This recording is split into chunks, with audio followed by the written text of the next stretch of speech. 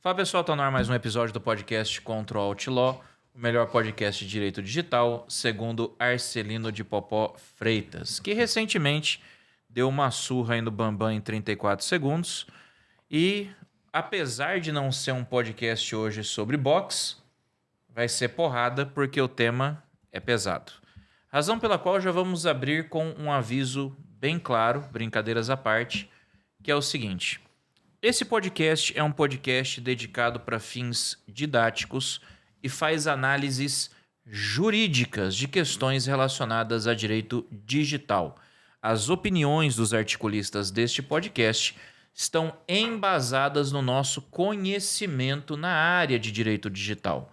Então, ainda que sejam opiniões, são opiniões abalizadas por professores, pesquisadores, autores e pessoas que se debruçam sobre esse assunto todos os dias.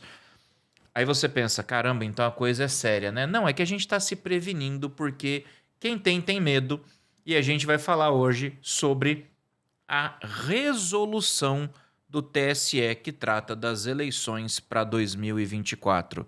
Pô, professor, mas é tão grave assim? É porque, com todo respeito, eu já vou começar dando spoiler, é uma resolução muito mal feita. E aí, pessoal, como é que vocês estão? Tudo certo, vamos mais um episódio, né? Vamos explanar um pouco essas resoluções. É importante só a gente fazer uma breve introdução aqui.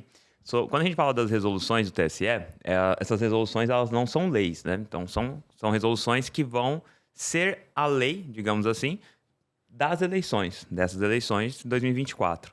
Então, toda véspera de eleição, o TSE ele lança essas resoluções que vão definir aí os rumos e as regras para as eleições do ano, né? Então, desde 2018, eu estou advogando com eleições e desde 2018 eu tenho, 2017 na verdade, eu já tenho um pouco de familiaridade com isso. Então, toda vez o TSE ele lança essas resoluções, concorde ou não concorde, mas existem, né? E o problema é que esse ano vai ser algo bem atípico, que é o que a gente vai tratar hoje.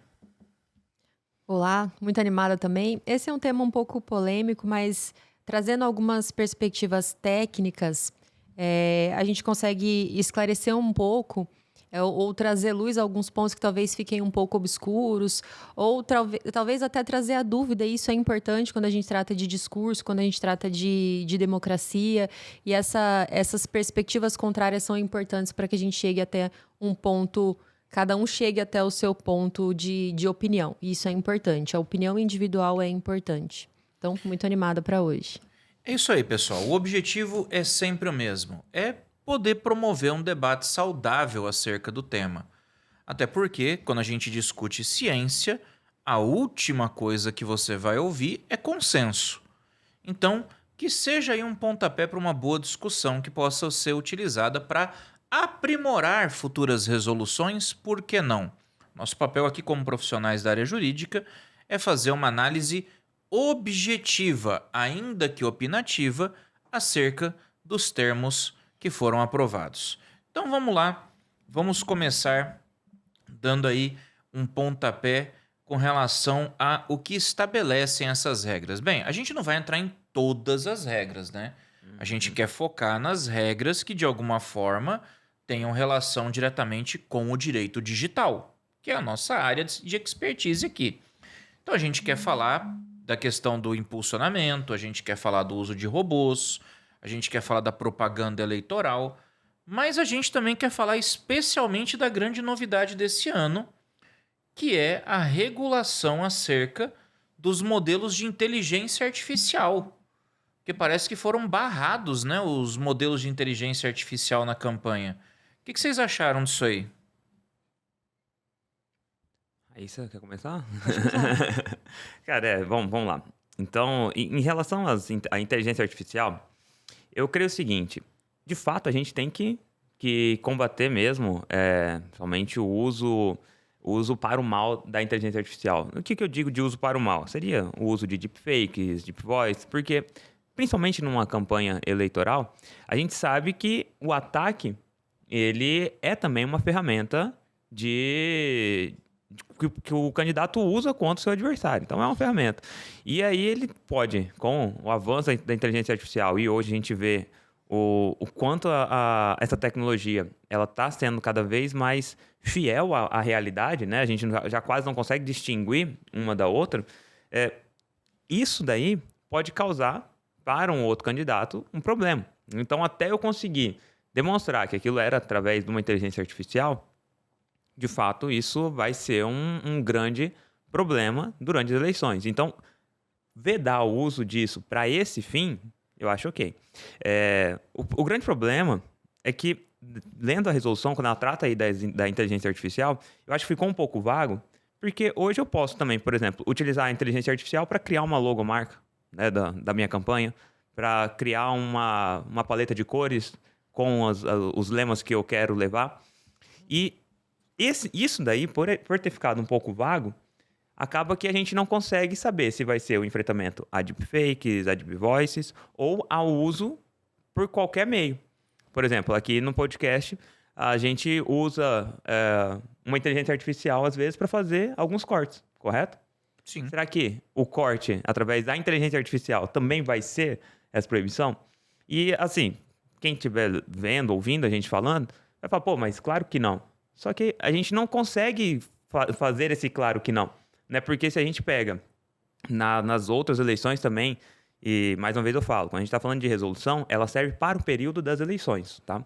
Então ela não vai se estender. Porém, os efeitos acabam se estendendo e o entendimento ele acaba ficando amplo. Então, a qualquer momento eu posso ter um entendimento que não, para fazer corte, tudo bem. Mas para você colocar uma legenda, não vai poder. Se eu quiser fazer a tradução simultânea de uma pessoa de fora, dando uma entrevista para mim, será que vai ser também proibido? Então, eu acho que quando a resolução ela vem para essa restrição e ela não tipifica corretamente, né, ela acaba sendo feita dessa forma de imposição, a gente fica em uma insegurança jurídica de entender o que vai poder e o que não vai poder, né? Eu acho que a gente pode concordar que ela foi pensada mirando nos deepfakes. Sim. Só que a forma realmente como ela foi escrita não tá muito legal. Se você pega lá no artigo, ele tá dizendo assim, que é proibido o uso de inteligência artificial para montagens, edições, alterações, modificações de vídeos e fotos, alguma coisa desse tipo. Só que aí eu fiquei pensando, falei, caramba, ele fala de modificação, alteração de imagem e vídeo. Será que isso aí não vai alcançar meme, não? Das páginas de memes de redes sociais. Exatamente. Se a gente for considerar dentro da cybercultura hoje, os memes, eles são as charges modernas. As charges do século XXI. E a charge sempre foi um instrumento poderosíssimo de crítica política, poxa, desde o período da ditadura de 64. Se você for pegar... Importante instrumento. Exato, importante instrumento de crítica. Você pega jornais como Pasquim, você pega cartunistas clássicos como Enfio, Angeli, Glauco, Laerte. Todos eles sempre fizeram crítica social por meio da charge. A sociedade hoje faz crítica por meio do meme. E como essa lei está escrita de forma muito subjetiva, muito genérica, como é que eu vou saber se um meme não vai ser checado ou não? Aí você pode me dizer, não, Rafael, mas pela lógica a pessoa sabe que é piada. A pessoa não vai querer checar meme. Cara, a gente já fez isso durante a pandemia. Durante a pandemia as pessoas checavam memes. Agências de checagem, de fato, checavam memes.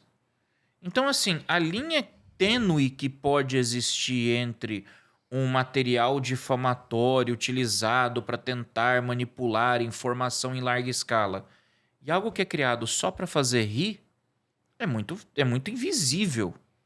E eu fico preocupado porque eu tenho a impressão que miraram nos deepfakes, mas acabaram criando um dispositivo que é tão amplo na sua aplicação que pode atingir até mesmo essa questão da linguagem memética.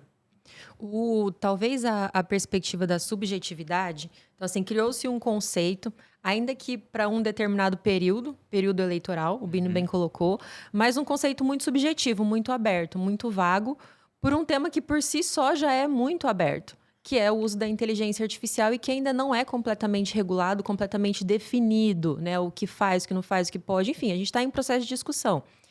E então, dentro de um período específico, quanto mais subjetivo um ordenamento, uma resolução fica, Pior, o correto deveria ter sido a objetivação. Então, é esse outro ponto rol aqui, taxativo. ok? Um rol taxativo.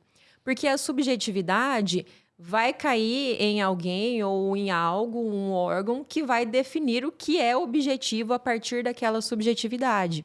E aí a gente entra em um problema específico como a questão dos memes, que trazem problemas muito relacionados à questão da crítica, à questão da opinião, à questão de posicionamento, que é importante. Né? E aí a gente entra em uma outra discussão, talvez também, que é a questão de definição de pauta editorial, que tem com os meios de comunicação, jornais, escritos, e aí entraria um pouco. Bom, aquele meio específico utilizava determinado cartunista, porque ele tinha aquela perspectiva.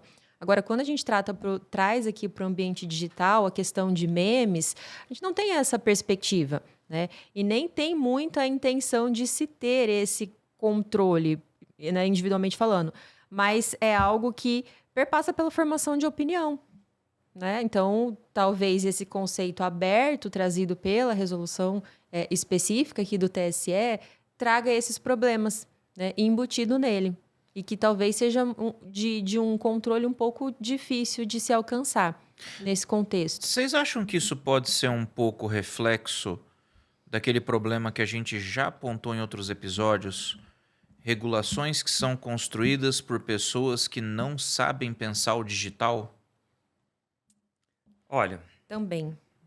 Pode falar. Não, eu acredito que é o seguinte.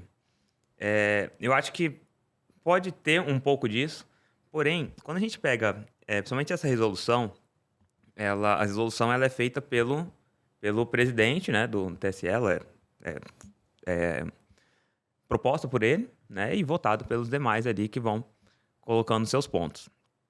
Eu acho que, infelizmente, a gente já não pode ser ingênuo a pensar que o presidente atual do TSE não sabe o que é o meio digital. Não é à toa que ele tenta regular esse meio digital já faz um bom tempo, né? Aliás, vamos fazer um pequeno parênteses aqui. Essa resolução do TSE de 2024 é uma proposta de regulação de redes que foi apresentada em 2021 e que foi recusada pelo Congresso. O Congresso engavetou. Pois é. Então, assim, a gente tem hoje, e assim, eu vou tentar ser breve nesse entendimento, porque falando sobre a resolução e tocando nesse ponto que você trouxe de 2021, que de fato é o PL 2630. A gente já discutiu aqui o PL 2630, a gente já trouxe nossas críticas e a gente demonstrou o quanto esse projeto ele ia contra a tudo aquilo que o Marco Civil da Internet ele nos rege, certo? Certo. Só que esse foi um PL que também foi apresentado direto lá na Câmara, né, pelo próprio presidente hoje do TSE, certo? Ele teve essa derrota, então, lá na Câmara, porque não passou, né, a lei. Tentaram aí fatiar, estão tentando jogar um pouco da lei em cada assunto, mas ele trouxe para dentro da resolução do TSE. Porque, como eu disse, a resolução do TSE ela não é votada por Congresso nem nada, ela é escolhida pelos membros do TSE que estão ali hoje. Bom, e aí a gente vai ler toda essa resolução. E parece que, de fato, a gente tem um Brasil com suas leis, né, suas normas, e a gente tem um mundo alexandrino que ele determina como vão ser essas regras. E que todas as leis que nós temos no Brasil não interessam. Entendeu? Não interessam. Então a gente vai pensar, o Marco Civil da Internet ele fala o seguinte, olha, a rede social, o provedor de conteúdo, só poderá ser responsabilizado quando, depois de ordem judicial específica, não retirar ou não disponibilizar o conteúdo violador. Só que aí a gente pega essa resolução, ela parece que ignora totalmente o Marco Civil da Internet e fala o seguinte, a rede social vai ser responsabilizada diretamente quando os usuários, e aí ele coloca lá, é o 9b, parágrafo 3º, se não me engano, ele coloca lá, claro, depois de notificada pelos usuários. Então, assim, e não está específico como vai ser essa notificação. Por exemplo, o Marco Civil da Internet ele fala ordem judicial específica e que não deixe dúvidas de que aquele é o conteúdo violador. Aqui, eu não sei se... Sim, inclusive ele coloca todos os requisitos. Tem que requisitos. indicar até o URL Exatamente, para não conteúdo. deixar dúvida. E aí, aqui, quando a gente vai ler a resolução, ela só fala que existe essa responsabilidade, essa responsabilização, quando indicado pelos próprios usuários. Mas como que o usuário hoje ele pode indicar? Ele vai lá, aperta nos 3 pontinhos e fala: esse é um Denunciar. discurso de ódio, denunciar, é uma notícia falsa. Será que é isso que vai ser já responsabilizado? Então, quando a gente deixa esse negócio tão genérico dessa forma, o que eu vou trazer para dentro da rede social, para dentro do provedor de conteúdo? Um poder de polícia vigilante o tempo todo. Porque se eu já vou ser responsabilizado sem ter, de fato, uma determinação de como isso vai acontecer, então é melhor eu já censurar antes. É melhor eu já fazer esse filtro antes antes de ter uma postagem. Entendeu? Então, isso, eu vejo que a gente tem esses dois mundos aqui. Um que eu vou determinar, né, durante as eleições, só que aí eu trago mais um ponto de preocupação. Nas eleições de 2022, a gente teve, de fato, uma instauração de censura, e que ficou bem claro pela ministra Carmen Lúcia. Ela falou: olha, isso para mim é censura, mas nós vamos aceitar por um bem maior até o dia 30. Mas esse dia 30 ele não chega, porque todo mundo que teve problema com suas contas de redes sociais estão sem redes sociais até hoje. Já se passaram 2 anos das eleições. Então esse dia 30 ele não chegou. Entendeu? Então é isso que me preocupa. A gente deixa uma resolução dessa que, ao meu ver, ela ignora todas as nossa legislação que trata de internet, impõe a sua própria lei e ignora todos os fatos que a gente pode trazer para frente. Qual vai ser o resultado disso? Então isso daí me preocupa muito. O ponto para mim que talvez seja um dos mais graves é exatamente esse descolamento com relação ao que estabelece o Marco Civil. O Marco Civil ele foi construído para ser uma normativa que vem para garantir uma governança de internet. Ele tem uma história por trás dele. Ele foi construído depois de 3 anos de consultas públicas. Ele foi aprovado num período em que houve os escândalos da espionagem da NSA, das Wikileaks, etc. Foi realizada uma semana de governança em Brasília, um evento para discutir a governança de internet em Brasília, e no último dia foi sancionado o Marco Civil. E o Marco Civil é uma lei boa, porque o Marco Civil ele define uma base de responsabilidade para o uso da internet sem terceirizar essa responsabilidade. A responsabilidade cabe ao judiciário. O que me preocupa quando eu vejo uma disposição que passa a dizer que agora os provedores de aplicação, e os provedores de aplicação são as redes sociais, os provedores de aplicação passam a ser responsáveis pelos conteúdos publicados pelos seus usuários e vão responder por isso. Cara, eu tô, como você bem disse, revestindo de poder de polícia uma empresa privada, e o pior, empresas privadas que em 2016 estavam envolvidas com escândalos como o da Cambridge Analytica, como dos Twitter Files.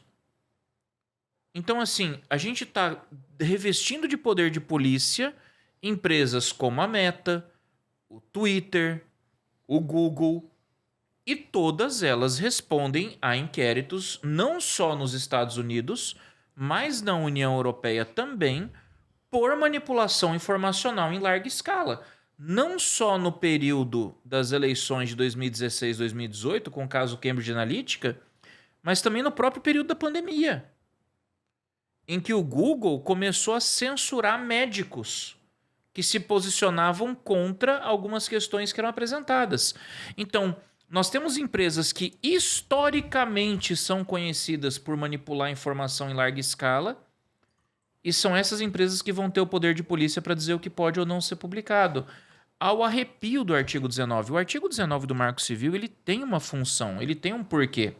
E ele já começa esse porquê na primeira frase dele. Na primeira frase, exatamente. Para garantir a liberdade de expressão e evitar a censura. Exatamente. Ele é redundante de propósito aqui. Para garantir a liberdade de expressão e evitar a censura. Quem é responsável pelo que é publicado? O usuário.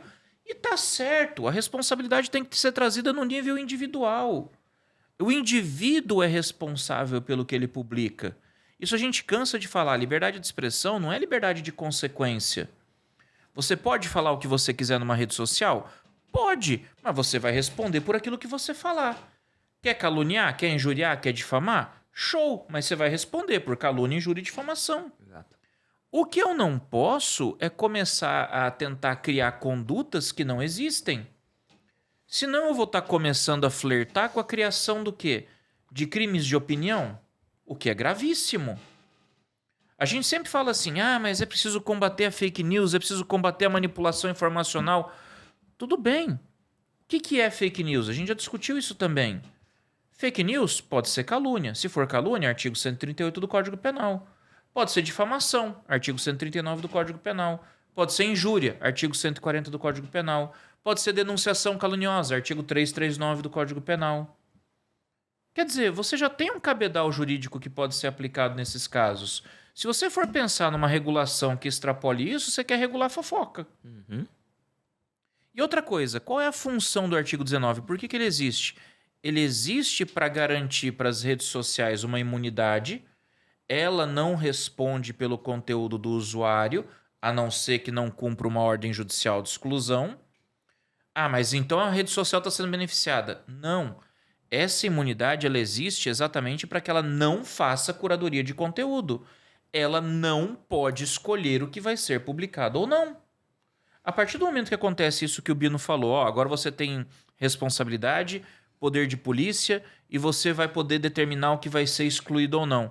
Cara, é óbvio que ela vai jogar o sarrafo lá em cima, é óbvio que ela vai meter uma moderação extremamente rigorosa e considerando o volume de conteúdos que a gente tem na internet hoje, não vai ser uma moderação manual, vai ser uma moderação por meio de algoritmo, palavrinha-chave. E aí o que a gente corre o risco de ver? A gente corre o risco de ver uma explosão nos casos de banimento de contas indevidos. Porque qualquer palavrinha que você jogar que estiver no filtro da rede social, e o filtro vai ser rigoroso, vai te botar em shadow ban, vai tirar o seu alcance, vai tirar o seu engajamento, se não suspender o seu acesso. Então, esses são os efeitos que a gente começa a observar para o usuário comum quando você tem uma redação muito genérica. Por melhor que seja a intenção, por mais boa fé que você possa presumir que exista, você percebe que o cara não pensou na consequência e na execução. Rede social, agora você é responsável. Tá, mas como é que você vai fazer isso, rede social? Se vira. Quer dizer, eu, judiciário, estou terceirizando para a rede social a minha obrigação, que é de analisar o conteúdo. A rede social vai fazer uma análise humana? Não vai. Vai fazer uma análise humanizada? Não vai. Vai fazer uma análise justa, podemos dizer? Duvido. Ela vai fazer uma análise que vai atender aos interesses dos acionistas e da própria empresa, para a empresa se manter no ar e não sofrer as consequências.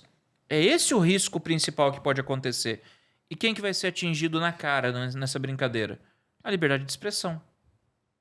Esse é o grande cerne da questão que a gente precisa discutir. É a forma como isso está sendo colocado. A forma não me parece a ideal por conta de questões técnicas que poderão levar a problemas a longo prazo. Quando você fala... Antes de pontuar a questão da liberdade de expressão, um ponto que sempre veio à minha cabeça quando eu li a resolução é o seguinte: essa delegação de atribuição originalmente do Poder Judiciário à plataforma é algo que, inclusive, desvirtua todo o nosso sistema como um todo, né? Então, você tira o poder jurisdicional do Estado juiz, que é ele quem analisaria se de fato uma notificação, enfim, poderia, né, ele que analisa o mérito e leva isso para uma rede social, para uma empresa privada, né, para uma empresa de tecnologia que tem os valores, culturas próprios dela. E aí a gente entra naquele dilema da verdade, mas essa aqui é verdade para quem? Que é aquilo que você falou.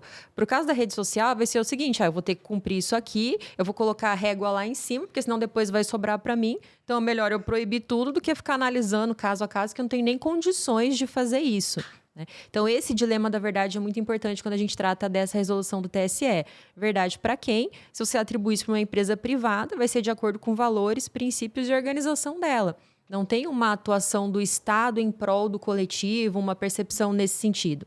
E quando a gente trata de liberdade de expressão, que é o foco propriamente da nossa discussão, a gente precisa sair daquela perspectiva de liberdade de expressão que existia antes de plataformas, de redes sociais, e a liberdade de expressão que a gente trata hoje.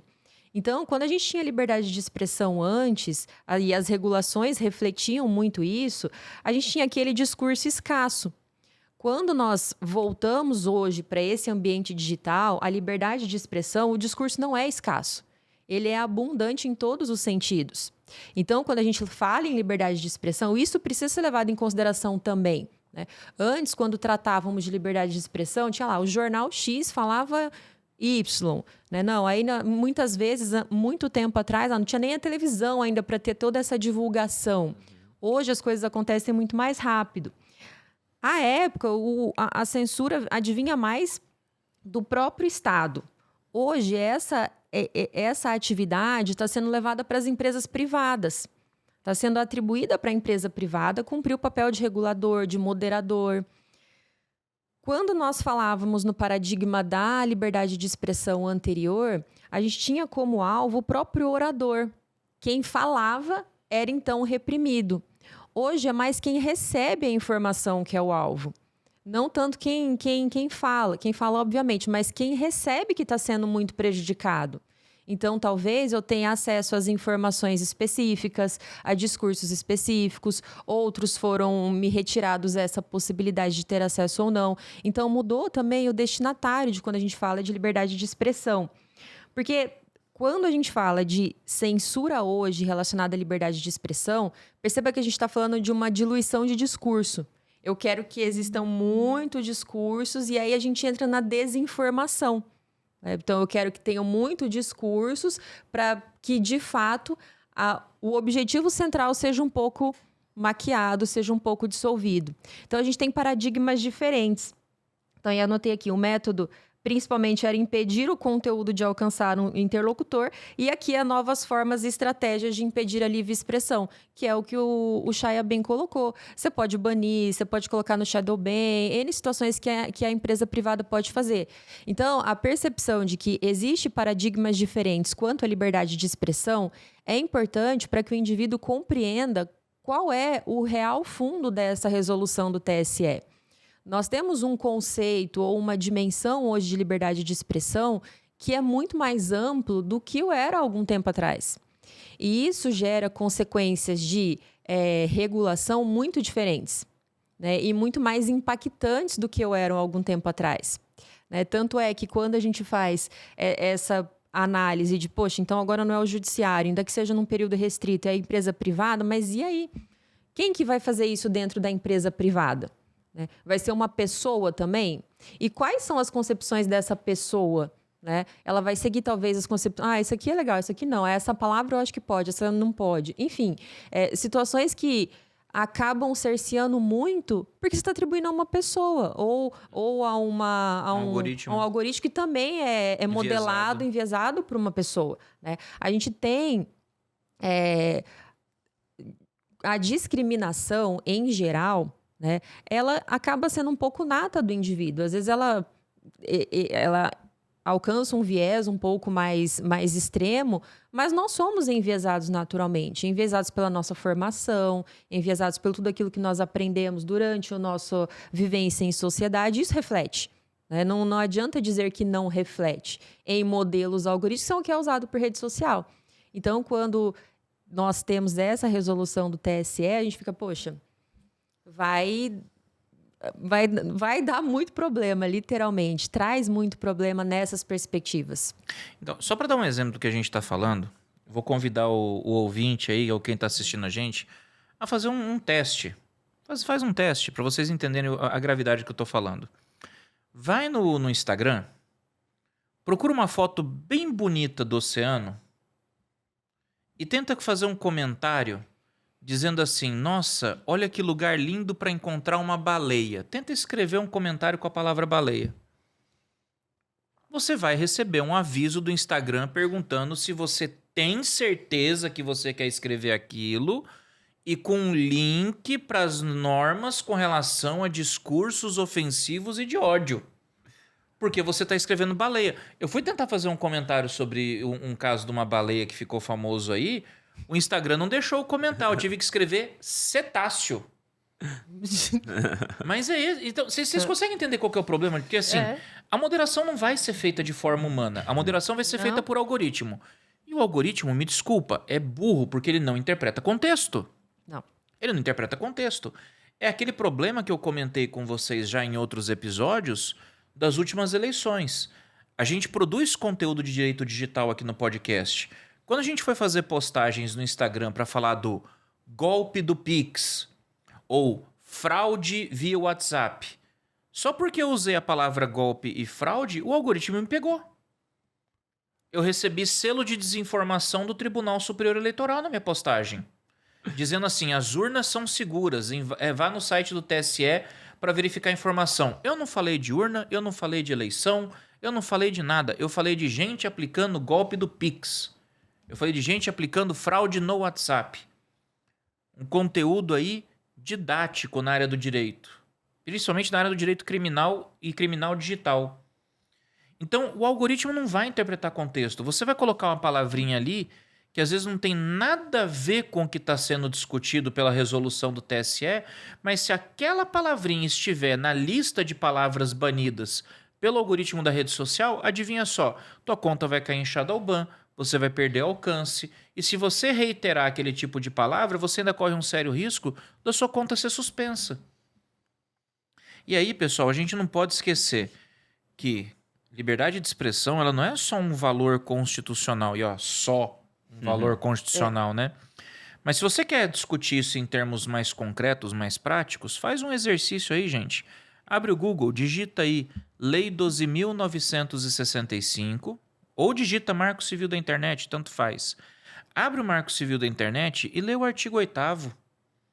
Eu acho que tem gente que não está lendo o artigo 8º do Marco Civil. O que diz o artigo 8º do Marco Civil? A privacidade e a liberdade de expressão são condições necessárias, são condições fundamentais para o pleno exercício do direito de acesso à internet. E lembrando que o direito de acesso à internet é um direito humano, segundo a ONU, desde 2012. Então, para eu exercer plenamente esse direito humano, eu tenho que ter garantida a minha liberdade de expressão. Não estou dizendo que o dispositivo foi criado para criar censura. Mas me surpreende que quem tenha desenhado esse dispositivo não tenha pensado que isso pode se tornar um problema. Em razão de uma redação que é genérica, em razão de uma redação que é muito generalista, mas principalmente em razão de uma redação que está terceirizando para a empresa privada uma obrigação que deveria ser do poder judiciário. Eu trago para vocês só uma... Acho importante a gente ler isso daqui. Eu estava tratando do artigo 9, eu falei 9B, mas é 9D, tá? E aí eu trago para você, olha só a redação do artigo, tá? Acho importante a gente ver. Ele diz o seguinte, é dever do provedor de aplicação de internet, então para quem não sabe, provedor de aplicação é o site, a rede social, enfim... É dever do provedor de aplicação da internet, e aí ele coloca entre vírgulas, que permita a veiculação do conteúdo político eleitoral, a adoção e a publicização de medidas para impedir ou diminuir a circulação de fatos notoriamente inverídicos ou gravemente descontextualizados. Por que eu faço esse destaque? Porque a resolução ela trouxe o seguinte, olha, é dever do site, se este site permitir a veiculação de conteúdo político. Ou seja, eu já estou trazendo um alerta, falando assim, você vai permitir? Se você vai permitir, você vai ter que incluir isso daqui. E aí, só para finalizar... Agora que qualquer site pode permitir hoje veiculação, é só querer. Mas esse é o ponto. Esse é o ponto. Para a resolução, parece que eu estou lendo uma resolução que está falando assim, se você permitir... Entendeu o que eu quero dizer? Tipo, já nem permite. É melhor você nem permitir, tá? Porque senão... Olha o que vai acontecer com você. O provedor de aplicação que detectar conteúdo ilícito que trata o CAPT ou for notificado de sua circulação pelas pessoas usuárias. Então, eu não tenho uma notificação clara aqui, como traz o Marco Civil, que me especifica como deve ser essa notificação. É pelas pessoas usuárias. E essas pessoas usuárias, elas podem notificar de qualquer forma. Eu vejo um problema gravíssimo nisso aí. Aí por isso que a gente fala que conhecer a cultura da internet é importante. Quem escreveu isso aí nunca deve ter ouvido falar em algo chamado Review Bomb. O que é o Review Bomb? Cara, você tem um grupo de pessoas organizado que quer boicotar um lugar, você vai em qualquer site de avaliação ou você vai na própria página daquele negócio e você começa a fazer avaliações negativas de propósito, com o objetivo de derrubar. Quantas vezes a gente já viu casos, por exemplo, de comércios que quiseram ser boicotados, o pessoal começou a fazer avaliações negativas em massa no Google ou no Yelp, que é uma plataforma de recomendações. Quantas vezes a gente já viu um filme ou uma série que o pessoal não gostou e já foi na internet e começou a meter um monte de crítica em cima? Exato. Quem que me garante que um determinado conteúdo não vai ser vítima de notificações organizadas por grupos de forma deliberada, ainda que esse conteúdo não contenha nenhuma informação falsa? Porque, de novo, a avaliação vai ser feita por um algoritmo. Eu duvido que vai ter um ser humano lá atrás para olhar cada uma dessas notificações e falar: não, eles estão certos, ou não, eles estão errados. A rede social vai funcionar o seguinte, 300 pessoas notificaram isso aqui é porque tem coisa errada, derruba. Exatamente. Para E ele aí? vai ser mais fácil nesse sentido. Vai ser mais fácil eu fazer essa verificação, ou nem permitir. Então, o que eu quero Vai dizer? derrubar as mentiras, mas também vai derrubar as verdades inconvenientes, né? Exatamente, Esse que é o problema do Olha dilema da verdade, né? Verdade pra quem? Verdade para quem? Desde 2018, a gente tem as redes sociais, elas sendo um fator decisivo praticamente das eleições e influenciando, de fato, diretamente nos resultados, correto? E quando a gente pega uma resolução que é tão restritiva ao uso da internet, a internet sendo essa plataforma de veiculação de ideias, de propósitos, de proposições políticas também. É o palanque moderno. Exatamente. A gente parece que a resolução ela tenta trazer a população para fora, né? Fala, não, vamos focar apenas na televisão, no jornal, nos jornais de maior circulação, saiam da internet porque na internet só tem mentira. E aí me parece que não é uma busca pela verdade ou ainda eu não estou aqui tentando enfrentar a desinformação. Na verdade, o que eu quero é o monopólio da informação. Então, para mim, eu vou ter o monopólio da informação e você vai acreditar apenas naquilo que eu quero que você acredite. Entendeu? E aí, eu não creio que o papel das redes sociais, das big techs, vai ser um papel que vai utilizar o algoritmo, que vai utilizar, né, palavras-chave, mas essas palavras vão vir de um órgão maior, entendeu? Vão vir de um sistema maior falando, olha, essa pessoa aqui monitora, essa pessoa aqui não deixa falar, essa frase aqui não tá legal. Ah, mas o outro fulano usou. Não, mas não pode. Entendeu? Então, assim, eu pego muito exemplo agora das últimas eleições mesmo, que a gente teve algo atípico, que foi uma nova resolução surgir durante as eleições, algo que nunca aconteceu. Não pode acontecer. E aí eu trago mais uma vez aquele mundo alexandrino que existe só naquele meio. Então, isso daí demonstra que o pessoal está, de fato, apertando a corda, está esticando. Então, quando a gente traz todos esses temas e a gente vê as pessoas com esse receio, eu trago as últimas eleições de 2022, onde pessoas que criticavam, apontavam uma situação ou traziam um passado de determinado candidato, isso daí era considerado um discurso de ódio, ou uma fake news, ou uma mentira, entendeu? Ou ainda falava assim, olha, esse candidato aqui, cuidado porque ele flerta com esse tipo de ditador. Não, isso é mentira. Aí, depois se viu o quê? O candidato trazendo tapete vermelho para tal ditador. Então é isso que a gente tem que tomar cuidado. É o que a gente sempre fala, né? É difícil você tentar regular a verdade, você criar um monopólio da verdade, porque às vezes o que hoje é tratado como verdade, amanhã se demonstra ser mentira. E o inverso também é verdade. Às vezes o que hoje é tratado como mentira, amanhã pode ser demonstrado ser verdade. Isso é o que acontece, por exemplo, no jornalismo investigativo. Então, quer dizer, se eu agora vou trabalhar o monopólio da verdade absoluta, então eu vou matar o jornalismo investigativo, porque eu não vou poder noticiar nada que esteja sendo desenvolvido ainda. Exato. É complicado. E gera também a perspectiva da plataforma de não só a remoção de conteúdo quando notificada, mas a possibilidade dela fazer isso antes, né? De uma forma de moderação prévia. Uma censura prévia, né? Uma censura prévia. Porque, bom, se eu vou ter que trabalhar depois, então eu vou ter que facilitar aqui no antes. E isso gera um problema ainda muito maior. E ainda quando a resolução fala, lá no começo, de agência de verificação de fatos, né, que ela coloca lá, classificação do conteúdo pelas agências de verificação de fatos, que tenham firmado o termo de cooperação com o TSE, será feita de forma independente e sob a responsabilidade dessas agências. Quais são essas agências de verificação de fatos e quais são os critérios que elas vão utilizar para verificar esses fatos? Que é o critério do que é verdade, o que não é verdade, talvez algum critério individual, político, enviesado. Esse é um ponto extremamente delicado.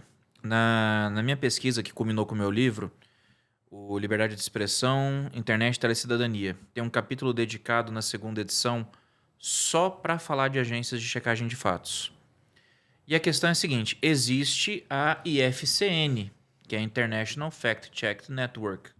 Existe uma rede internacional de checagem de fatos. Tem um órgão, vamos dizer assim, não oficial, que cria as regras para checagem de fatos. Eles têm 5 princípios básicos para checagem de fatos. Um dos princípios básicos da checagem de fatos é que as agências de checagem de fatos elas têm de ser independentes, elas não podem ter ligação com órgãos de comunicação, elas precisam declarar de onde vem a renda que as financia. Tem um princípio que estabelece que elas são obrigadas a dar contraditório e ampla defesa para as pessoas que elas noticiam. Ou seja, tem toda uma série de regras que quando você analisa as agências de checagem de fatos aqui do Brasil, nenhuma segue. Aliás, de todas as agências de checagem de fatos, só uma era signatária dos termos da IFCN, que se não me falha a memória era a Aos Fatos, e que mesmo assim não renovou a assinatura. Ou seja, nós não temos hoje nenhuma agência de checagem de fatos, pelo menos da última vez que eu vi, no final de 2023, nós não temos nenhuma agência de checagem de fatos nacional signatária ao IFCN. E quando você vai analisar os princípios, a primeira coisa que você vê, todas as agências de checagem de fatos elas estão vinculadas a algum órgão de imprensa.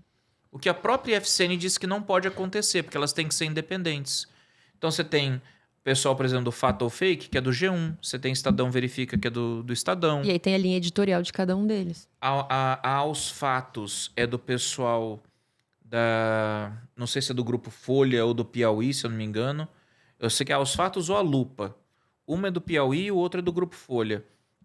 Então, assim, você não tem a garantia de uma independência total. Eu posso estar sendo injusto aqui com elas, mas o fato é que a gente está falando de agências, gente, me desculpa falar isso, que fazem a checagem? Fazem, mas muitas vezes escolhem o que querem checar. O problema não está na checagem em si. A checagem muitas vezes é feita, mas muitas vezes a checagem é tardia, vem meses depois do fato. Ou às vezes eles nem checam a informação. Olha, com relação ao indivíduo A, a gente vai checar tudo. Agora, com relação ao indivíduo B, a gente não vai checar tanta coisa assim, não. Então fica difícil. Por isso que eu defendo muito, cara. Eu falo que hoje o melhor modelo de checagem de fatos, a melhor checagem de fatos que existe, são as notas da comunidade que o Elon Musk implementou no Twitter, atualmente o X. Checagem de fato descentralizada, cara, é a melhor checagem de fato que tem. Porque aí é democrático. Todo mundo, não importa seu espectro político, não importa a sua convicção pessoal, não importa quem você seja, em quem você acredita. Todo mundo pode checar. Todo mundo pode discutir, todo mundo pode falar. Você acaba com o monopólio da informação. Exato. Você mata o monopólio da informação. A informação ela tem que ser democratizada ao máximo. Que é o inverso do que nós estamos vendo atualmente, digamos. Fora que a gente tem não sei se a gente vai debater o CIED, que é o Centro Integrado de Enfrentamento à Desinformação e Defesa da Democracia. Para mim é a prova maior de que tem um monopólio da informação. O monopólio da informação. Olha, é engraçado, esse CIED, ele... Não sei se é um sarcasmo que tentaram rir da nossa cara mesmo, de fato, mas o próprio símbolo dele É um é olho. um olho que tudo vê e você já lembra diretamente, pelo menos a mim, já me traz essa memória do 1984 de Orwell, entendeu? E no 1984, eu acho interessante que Orwell ele traz esse mundo, né, essa Oceania, e ele cita algo chamado duplo pensar. Né? Para quem leu, vai lembrar, quem não leu, é essa ambiguidade entre duas opiniões, duas palavras ou opiniões que são totalmente diferentes uma da outra, e faz com que a população acredite nas duas. Né? Na Orwell, ele falava o seguinte, que para esse duplo pensar, a regra do partido, né, era guerra é paz, liberdade é escravidão e ignorância é força. Então, se eu estou em guerra, eu estou em paz. Se eu tenho liberdade, é escravidão, né? Então, para eu ser livre, eu tenho que ser escravo de algo. E se eu tiver a ignorância ou não saber, é mais fácil, porque aí eu tenho força disso, né? E se a gente traz para a nossa realidade, parece que a gente está vivendo um duplo pensar nesse sentido, onde liberdade de expressão é censura, a opinião é fake news, entendeu? Ou é antidemocrático. Ou um discurso antidemocrático, e a democracia é ditadura. Vocês querem uma curiosidade, um fato curioso? O governo Biden nos Estados Unidos tentou aprovar um centro igualzinho. O governo Biden, na administração americana, tentou fazer igualzinho um centro também de combate a fake news e democracia. O Congresso americano rechaçou completamente. Porque aí você vai ver o tratamento que é dado à liberdade de expressão nos Estados Unidos e o tratamento que tem sido dado aqui. Uhum. Lá nos Estados Unidos, o princípio básico é palavras são palavras, ponto. Acabou. E aí me preocupa, porque juridicamente falando, de novo, vamos voltar para o Marco Civil, cai naquilo que a Raíssa falou. Eu vou ter um centro integrado para dizer o que é falso, o que não é, etc e tal. Tá, quem vai dizer o que é mentira? Exato. É sempre essa mesma pergunta, cara. E eu trago mais um fato curioso sobre o CIED, é que é o seguinte, esse ano, hoje a gente tem na presidência do TSE o Alexandre de Moraes. Ele deixa a presidência do TSE e acho que quem assume durante as eleições, eu acho que ou é a Carmen Lúcia ou é o Nunes Marques. Um dos dois vai assumir. Enfim, mas o que eu achei assim curioso é que, apesar dele estar saindo da presidência, quem assume a liderança, a presidência do CIED, que provavelmente vai ser o órgão mais importante dessas eleições, é o próprio Alexandre de Moraes. Então, de fato, ao meu ver, parece que tem, sim, de forma pessoal, um sentimento ou uma vontade de ter esse controle da informação ou controle do que pode ou não ser dito, né, durante as eleições. E mais um ponto, o CIED ele traz um poder de polícia para quem nem deveria ter poder de polícia, entendeu? Ele traz a Anatel como um órgão que vai ser o fiscalizador de tudo. Não, a Anatel vai ter poder de polícia agora também. polícia, Exatamente. De derrubar ban, de derrubar conteúdo. conteúdo. Então, assim, olha o poder que esse órgão vai ter, entendeu? E eu fico muito preocupado porque a gente não tem ideia de como isso vai acontecer. Isso nunca foi sequer cogitado no nosso país. A gente vive num lugar que até então era liberdade, é uma liberdade que a gente tinha aqui de poder falar e tal. E hoje a gente traz um medo de poder falar. A gente se autocensura muitas vezes porque eu tenho um receio tanto do algoritmo quanto quais as consequências disso vão ter juridicamente na minha vida. Você sabe qual que é a minha preocupação principal? Minha preocupação principal é que tentativas de controle de internet não são novidade, elas sempre existiram em vários lugares do mundo. O exemplo talvez mais gritante disso é o grande firewall chinês, que é representado por um conjunto de normas e tecnologias que limita completamente o acesso à internet na China.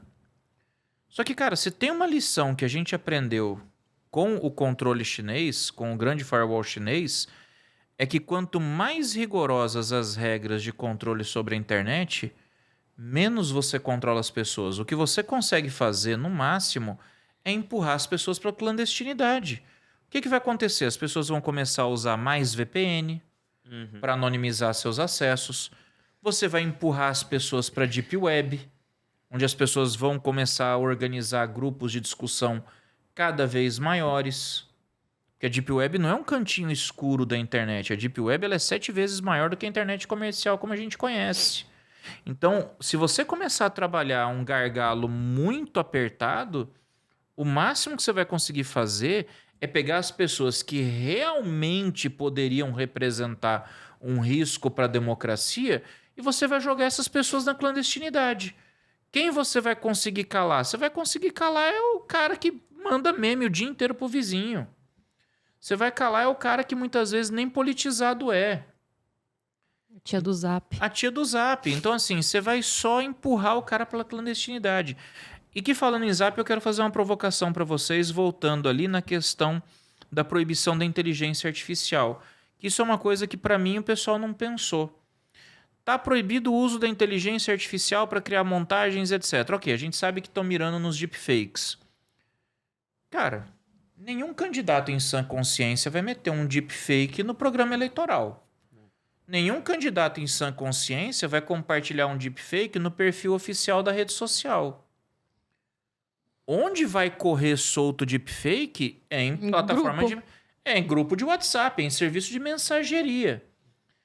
E aí? Quer dizer, proibir o deepfake, mas eu já tô falando, já tô cravando isso aqui com vocês. Vai ter deepfake e vai ter um monte, porque nas últimas eleições botaram a regra que era proibido fake news e foi a eleição que a gente mais foi soterrado de fake news. E onde que essas fake news circularam? WhatsApp. WhatsApp. É o que vai acontecer, cara. Vai circular no WhatsApp, no Telegram, etc. E não vai ter como chegar lá. As empresas privadas estão fazendo um trabalho melhor do que o próprio Estado. Porque o YouTube já falou, por exemplo, olha, quem colocar material gerado por inteligência artificial, o YouTube agora vai ter um algoritmo que já vai sinalizar que aquele material foi criado por inteligência artificial. Porque se a responsabilidade está com eles, obviamente eles vão correr muito mais rápido que o Estado. Agora, se eu quiser jogar esse material no WhatsApp, o WhatsApp vai fazer a mesma coisa? Não vai. Não vai. Como é que fica essa regulação como é que fica essa resolução do TSE para conteúdos no WhatsApp? Ou vão querer tirar o WhatsApp do ar como tentaram fazer com o Telegram? Eu acredito que vão, e eu acredito que vai ser o seguinte, a gente já viu recentemente, inclusive, a própria Polícia Federal confirmando que estava monitorando pessoas por suas opiniões. A gente viu isso essa semana, né? Aconteceu com o Tavares, que é repórter lá de Portugal. Sérgio Tavares, estava com o Marcelo. Sérgio Tavares. E a Polícia Federal falou, de fato, que estava monitorando pelas informações, pelas né? opiniões dele. Mas aí eu trago o seguinte. Ele estava sendo ali monitorado porque ele difamou ministros do STF. Pelo menos até onde eu estudei, a não ser que, né, tenha se criado novamente uma legislação que eu desconheço e que só tenha nesse mundo paralelo. A difamação, a calúnia, elas são crimes contra a honra que necessitam que o injuriado ou caluniado denuncie e que se comece uma investigação da denúncia. Não cabe... crime ou representação, dependendo da situação. Não cabe a um órgão, a Polícia Federal, a um órgão de ofício, vamos monitorar essa pessoa porque essa pessoa ela está difamando. Perfeito. Então, olha o nível que a gente está. E isso impede que exista, por exemplo, o próprio CIED... Artigo 145 do Código Penal, para quem quiser verificar. O próprio CIED, né, que esse órgão está sendo criado, impede que esse órgão faça esteja nos grupos, né, esteja monitorando grupos de WhatsApp, que a gente já viu que isso já aconteceu, entendeu? Então, assim, a gente está entrando num mundo que me assusta, né, saber para onde a gente vai, entendeu? Porque já se tentou até mesmo, acho que teve uma decisão do Alexandre de Moraes que ele falou que o uso do VPN teria multa diária de não sei quantos mil. Multa horária. Multa por hora. Ele criou uma multa horária de 100 mil reais. Eu tenho essa decisão. Eu falo, parece que a gente tá num duplo pensar desse...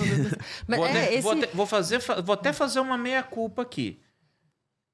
eu me lembro que ele colocou 100 mil reais. Pode ser que seja 10 mil, mas são 100 mil reais. E era multa horária. Eu lembro que isso me marcou muito, porque eu nunca tinha visto multa horária na minha vida.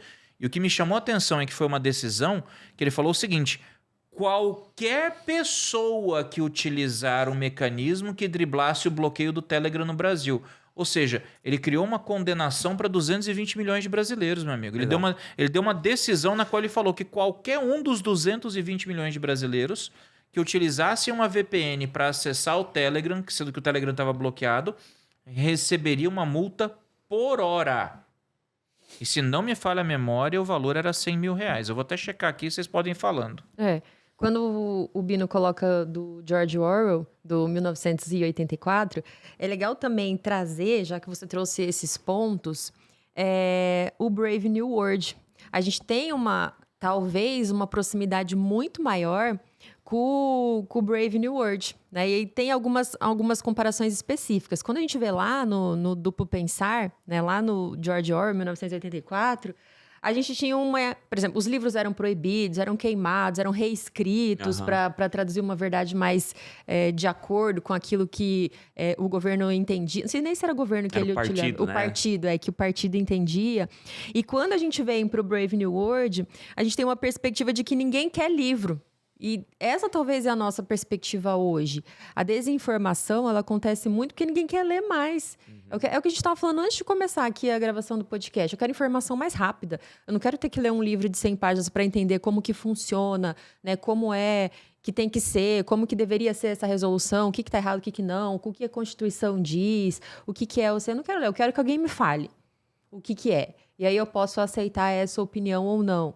E isso porque lá... 1984, no George Orwell, a gente tinha uma escassez de informação. Né? Então, ninguém poderia ter informação. No nosso contexto hoje, existe um excesso de informação.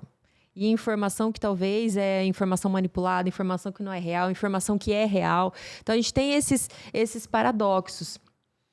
Lá, a gente tinha aquele meio censurado. Então, ninguém poderia... palavras que você não pode falar, né? Várias situações. Aqui, quando a gente traz para essa nova perspectiva, a gente tem um meio que condiciona e limita o conteúdo. Então, não é que eu não estou tirando o conteúdo. É o que a gente está falando. Eu estou delimitando o que eu quero que chegue. Porque tem muita informação que talvez eu não quero que chegue. Então, a gente precisa delimitar. Esse é o racional. E é o racional que a gente estava falando da tia do Zap. Né? O que chega no WhatsApp? É a informação que eu quero que passe. Tem controle nisso? Não tem. Né? Então, a efetividade da resolução do TSE para esses meios existe? Não existe. Né? Vai continuar existindo. Confirmando aqui, a multa era de 100 mil reais, mas era multa diária mesmo. A multa horária era de 100 mil para quem bloqueasse vias públicas. Aí era multa horária de 100 mil. Porque teve as manifestações, né? Porque teve as manifestações. Aí era multa horária de 100 mil. E inclusive subiu depois para 150 numa outra decisão. Isso que você trouxe, Raíssa, dessa informação chegar, né? E no lançamento do CIED, o Lewandowski, o atual ministro da Justiça, ele falou algo que foi interessante. Que ele falou o seguinte, ele falou, olha, o CIED vai servir para informar a população de como funciona a nossa democracia. Só que, peraí, gente, a gente tem uma democracia no Brasil há quantos anos? E até onde eu fui criado e até onde eu tirei o título com 17 anos, né? Na minha primeira eleição, eu já tirei o título. E até onde eu lembro da democracia, eu poderia criticar candidatos. Quantas vezes? Acho que todo mundo aqui, enquanto criança, pegou o santinho de candidato e ficava desenhando chifrinho, colocando buraco no dente. Era o deepfake da nossa. Era o nosso deepfake. Era o deepfake raiz. Entendeu? A gente podia fazer isso. E a gente podia criticar, a gente podia reclamar. Só que hoje parece que a nossa democracia, a gente não pode reclamar ou a gente pode escolher quem reclamar, né? Então, quem o partido vai deixar eu reclamar? Quem o partido vai deixar eu criticar? Né? Então, assim, o funcionamento da nossa democracia funciona desse jeito. Aceite, porque nós vivemos numa democracia. E você é livre, apesar de não parecer. Eu acho muito complicado, porque o ponto, talvez, para mim, que seja mais delicado é que eles estão criando regras que afetam a forma como a gente usa a internet. Eles estão criando regras que afetam a cybercultura e também a própria cultura do brasileiro. Estabelecem que é durante o período eleitoral, mas a gente nunca sabe até onde vai esse período eleitoral. Porque o período eleitoral é o quê? Passou o segundo domingo de outubro, acabou? É até a diplomação? Ou é até depois da diplomação? Ou é enquanto você estiver discutindo. Ou é enquanto o cara estiver exercendo cargo ou função pública? Porque nada impede, de repente, um cara que já está há 2 anos no cargo, de repente, ser representado ou a chapa ser representada por fake news que foi praticada lá atrás. Sim. Pô, é uma situação então que a gente fica sem entender. Ok, é só durante o período da eleição. Tá, mas quanto tempo dura esse período da eleição? Isso é outra coisa que tá errada. A resolução tinha que falar. Essa resolução é válida do dia tal até o dia tal. Nas resoluções do TSE, eles não colocam lá a data de início da campanha? Eles A colocam campanha tem que começar no dia tal? As resoluções, elas servem para, e está bem escrito assim, né, em todas as resoluções, período eleitoral, é essa palavra, período eleitoral. E aí o período eleitoral, ele é entendido como hoje em dia, esse período de pré-campanha, né? Então, existe ali a pré-campanha, só que a pré-campanha em si, ela não tem uma data em si definida, mas a gente tem a data que começam as campanhas. Então, se eu não me engano, esse ano vai começar 15 de agosto, ou 16 de agosto, começa a campanha eleitoral.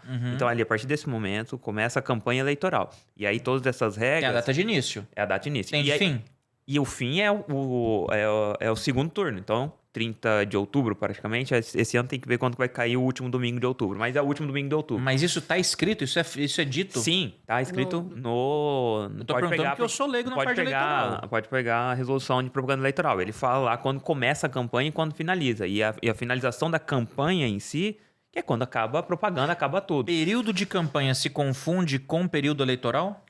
Confunde porque o período eleitoral ele traz toda essa pré-campanha e campanha, entendeu? Porque então, aí a gente precisa dessa objetividade. Porque se chega e fala assim, ó, isso aqui é válido durante o período eleitoral, eu, como leigo, tenho que saber, tá, então vale do dia tal até o dia tal.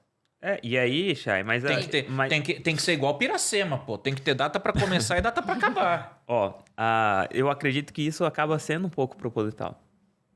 Porque o efeito disso, cara, pega a própria, se eu não me engano, jornalista. O Paulo Figueiredo tá até hoje sem rede social, sem conta, sem nada. Passaporte caçado, tudo por um período que era até dia 30 de outubro de 2022 e que não chega. Então, assim, o efeito disso, ele se estende. E a própria Justiça Eleitoral, durante as eleições, tá? Quer dizer, a resolução vira lei. Exatamente, esse que é o problema. Inverte por inteiro a hierarquia. Olha só, a própria Justiça Eleitoral, eu admiro muito isso no pessoal que trabalha na Justiça Eleitoral e durante as eleições, porque é muito célere, eles te atendem super bem, entendeu? Pelo menos aqui no tribunal, no TRE do Mato Grosso do Sul, cara, o pessoal atende super bem, entendeu? Você vai lá, você precisa tirar uma dúvida, você é muito bem atendido. E funciona de fato. Então, assim, a gente tem... os nossos prazos são totalmente reduzidos. Assim, são 45 dias que você não dorme praticamente, porque seus prazos são em horas. E aí não existe hora útil, é horas, entendeu? Então, e o cara tá ali fazendo campanha e tal, ele recebe... dificilmente vem um oficial de justiça, é um caso, outro que vem um oficial de justiça da Justiça Eleitoral te intimar. Eles já montam um grupo no WhatsApp, onde vai colocar, muitas vezes, o candidato, entendeu? E aí, desde 2020, eles começaram já a colocar o advogado, porque o candidato tá fazendo campanha, tá pedindo voto, entendeu? E aí, o advogado tem que saber daquilo ali, porque às vezes o cara recebe a intimação, ele já vai te passar faltando 1 hora, 2 horas para acabar o prazo, e aí você tem que correr. Então, funciona, de fato, muito bem a Justiça Eleitoral, ela é muito célere, ela é rápida, sabe? Às vezes você tem um problema, o próprio shadow ban, que a gente discute muito, entra na Justiça... o juiz não dá liminar, não, demora. E quando o Facebook é intimado, ele já libera porque ele já sabe o resultado lá na frente, entendeu? Na Justiça Eleitoral, isso é muito rápido. Então, você entra com uma ação, 2 dias depois, o Facebook já está intimado, o efeito já está valendo, então é muito, muito rápido. E aí a gente traz para a resolução que tenta resolver de uma forma rápida, mas já é rápido, entendeu? Não há essa necessidade de você trazer tanta restrição e tanta regra dentro de uma resolução para algo que já funciona muito bem, entendeu? Tá se criando uma regra totalmente que a gente já falou aqui, eu trago pela etimologia da palavra mesmo, ilegal, porque ela vai contra a lei, né? Ela vai contra o marco civil da internet, para algo que já funcionaria muito bem se você simplesmente seguisse a regra, seguisse a legislação atual. Não haveria necessidade de você criar uma restrição. Parece que é a tentativa de se impor um sonho pessoal de uma legislação que não deu certo na Câmara. Como é que ficam agora também as regras para aquelas outras questões que já são velhas conhecidas nossas? Impulsionamento, robô, redes sociais. Tá tudo igual nas últimas eleições? A maioria delas, assim, manteve, né? O que não se pode hoje, a questão da inteligência artificial e tal. Impulsionamento. É muito verificado valores de impulsionamento, né? Então, e existe regra para data também. Então, assim, você não pode abusar de tanto seu poder político ou econômico dentro do impulsionamento, né? E as regras comuns, né? O pedido de voto antecipado que não pode e tal. Utilização ali de slogans diferentes durante pré-campanha e campanha. E o impulsionamento, você não pode abusar desse impulsionamento também. Por exemplo, a gente teve uma candidata aqui do estado, que ela está respondendo um processo porque o impulsionamento foi até o penúltimo dia, né? Que não poderia, você tinha que ser antes. Então, aí... E também o valor que foi aplicado ali no impulsionamento. Então, tudo isso são regras que precisam continuar sendo cuidadas, mas continua a mesma regra com a indicação agora da fake news e das resoluções de 2024. Tem um ponto que eu achei legal dessa resolução do TSE, que eu acho que é importante falar, que é exatamente isso que estava pontuando, que é a regulação de uso de chatbots.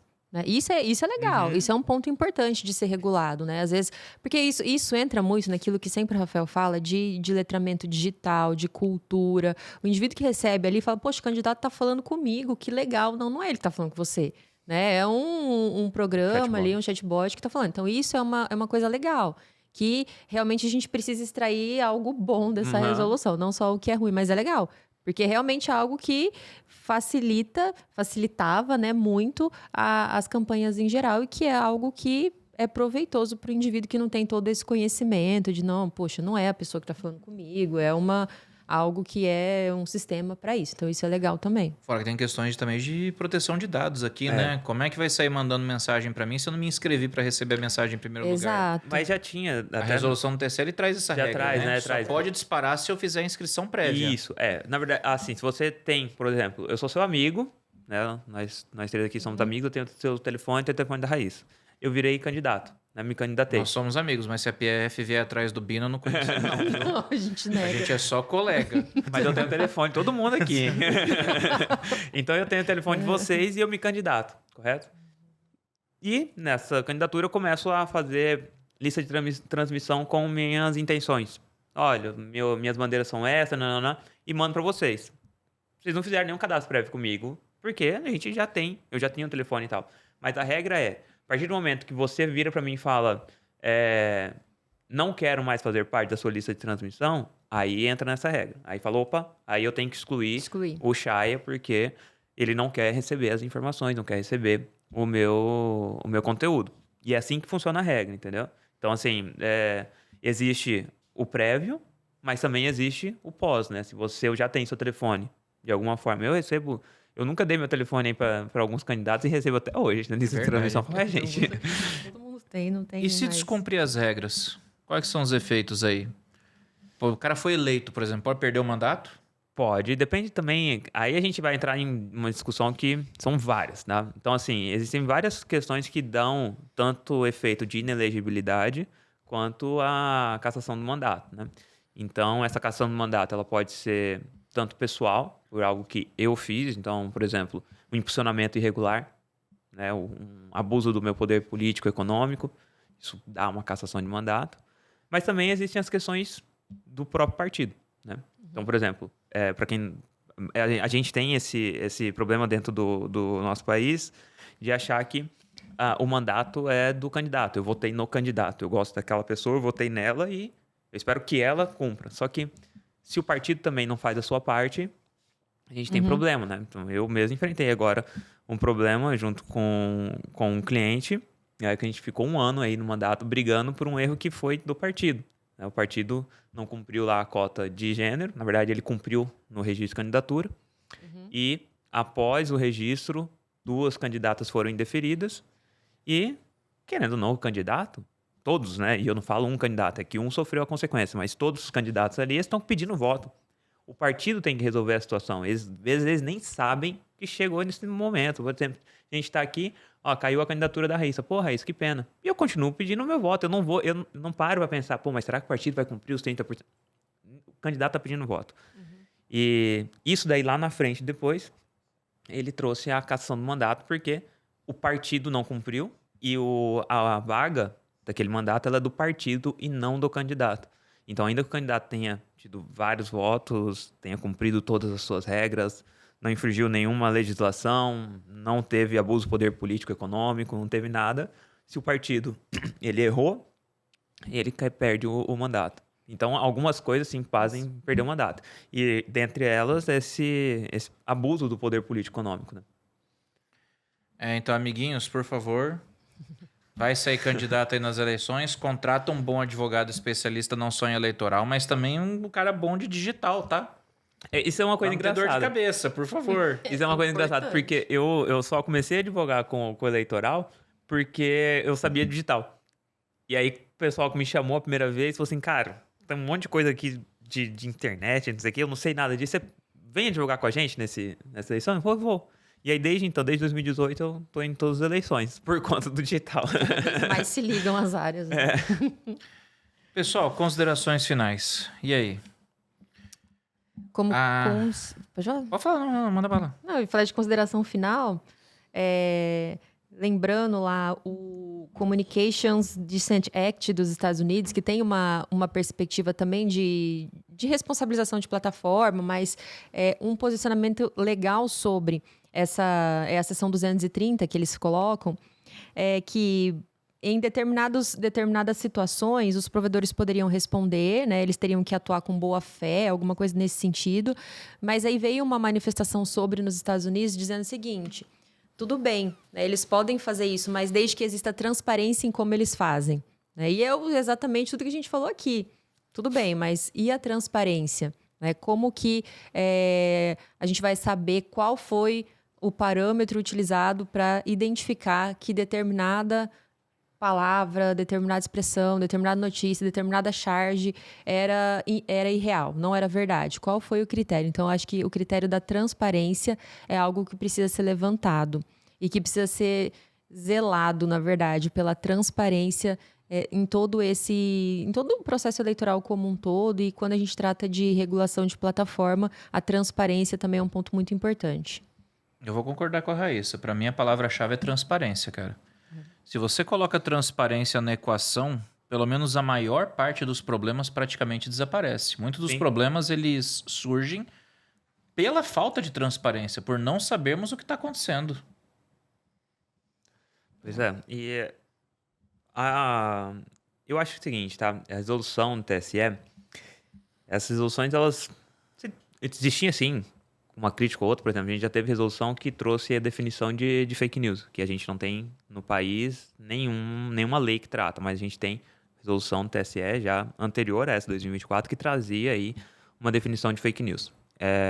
O problema é que hoje a gente estando em um ambiente totalmente amplo e que a gente não tem a segurança de saber o que é, o que não é a fake news, e ainda que eu olhe e falo, pô, isso aqui é mentira porque eu sei o que é? Não, pô, isso aqui já existiu, porque eu vivi esse período, eu vi essa pessoa falando tal coisa.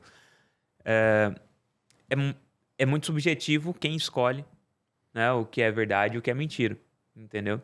E toda vez que eu vejo, isso vem muito na minha cabeça, toda vez que eu vejo esse tipo de situação e esse tipo de discurso, eu lembro de 1984, o livro, quando no final já do livro, o Winston é perguntado quantos dedos ele vê aqui. E apesar dele falar 4, seu interlocutor fala que não, são 5. E você tem que aceitar que são 5, entendeu? Eu tenho, mais uma vez parafraseando Orwell, um grande receio do Brasil estar caminhando para o quarto 101. Gente, vamos ver o que o futuro nos reserva. Mas até lá a gente precisa manter nossa resiliência e lembrar que, acima de tudo, a gente tem a Constituição. Constituição que nos garante, inclusive, o direito de estar aqui agora reunidos, conversando respeitosamente sobre esse tema e reforçando mais uma vez, trazendo nossas opiniões acerca da resolução do TSE. Se você não concorda com qualquer coisa que a gente falou, por favor, deixa nos comentários lá no YouTube ou mesmo nas postagens do Instagram o que você não concordou. E vamos promover um debate. A gente está aqui para isso. É das divergências que a gente converge para a produção do conhecimento. Ninguém aqui está tentando se colocar como detentor de uma verdade absoluta. Mas nós temos que saber que existem normativas de direito digital que não podem ser ignoradas. E é comum a gente pressupor muitas vezes que o operador do direito hoje não conhece essas diretrizes ou não consegue pensar nos desdobramentos de uma legislação que pode ser mal feita. Então a gente parte para esse debate para somar sempre. E eu nem fiz o nosso jabá no começo do episódio, então vou fazer agora. Já nos segue nas nossas redes sociais, pessoal. @contro_out_law lá no Instagram e no YouTube. Segue também a gente nos nossos perfis do Instagram, @antony.dv, @lufatim, @rafaelchaia.dv, @raissavpavon e @oluizbino. Não deixa de seguir também o perfil da nossa produtora, talk.br no Instagram, para conhecer aí um dos melhores, se não o melhor espaço para podcasts e produção de áudio e vídeo do estado de Mato Grosso do Sul. Esse é um podcast que tem apoio da ANAD, Associação Nacional de Advogados de Direito Digital, e do Park Office Brasil, espaço de coworking disponível aqui em Campo Grande, no edifício Evolution, nos 7º e 15º andar, 7º e 15º andares. É isso aí, pessoal. Muito obrigado pela audiência de vocês. Fiquem com Deus. Foi um episódio longo, mas eu acho que a gente cobriu o que era necessário. Uma resolução também longa, né? Então, Bem longa. Então, fiquem com Deus. Até a próxima. Se tiver próxima, e fui.